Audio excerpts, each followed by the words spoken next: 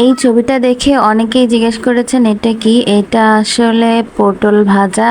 এই যে দেখতেই পাচ্ছেন পটলগুলো কাটার সময় ভিডিও করতে পারি নাই, কারণ অনেক ব্যস্ত ছিলাম, বাসায় গেস্ট আসছে, তাদের জন্যই মূলত এই পটলের ভাজাটা করা হয়েছিল। এই কাটাটা পটল এইভাবে আমার আম্মু কেটেছে।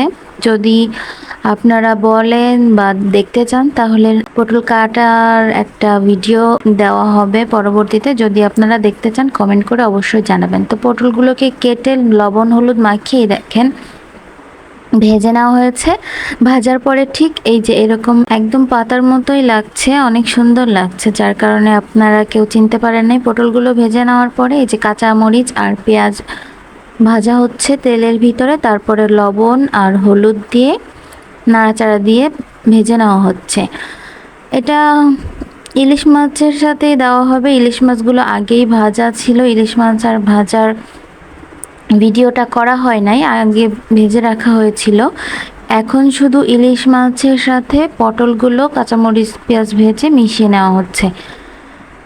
আসলে বাসায় গেস্ট আসছে, তাদের জন্যই মূলত এই রান্না বান্না করা হয়েছে। অনেক ব্যস্ত ছিলাম, যার কারণে সব কিছু একসাথে ভিডিও করা হয় নাই।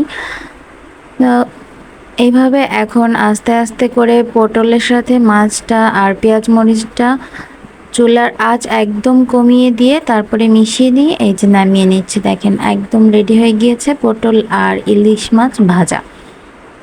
খুব সিম্পল, কিন্তু দেখতে অনেক বেশি সুন্দর আর খেতেও অনেক বেশি মজা।